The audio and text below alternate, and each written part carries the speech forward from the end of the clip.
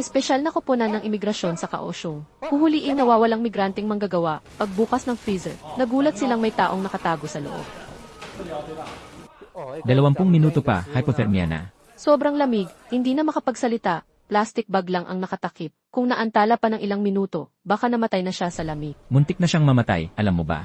Freezer plant sa distrito ng Kiansen sa Kaohsiung. Napansin ng grupo na nitong mga araw, may mga hindi kilalang dayuhan na pumapasok. Pagpunta para magsuri, nahuli muna ang 3 Indonesia na manggagawa habang kinuwestiyon. Napansing may kakaiba sa kilos nila, nang tanungin pa ng mabuti, may isa pang nagtago sa freezer. Muntik siyang mamatay dahil sa pagtatago. Sinabi ng lalaki matapos siyang ilabas, hindi mabubuksan sa loob ang freezer, lubos siyang nagpapasalamat sa pagligtas.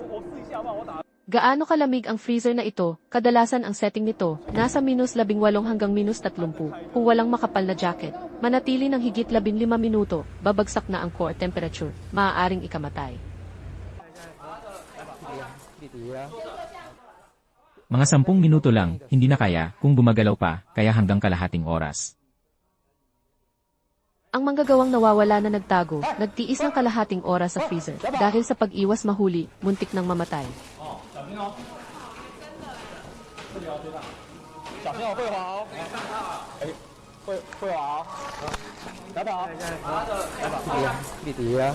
Gusto mo ba ang content namin? Mag-subscribe at i-follow na ang Liho TV.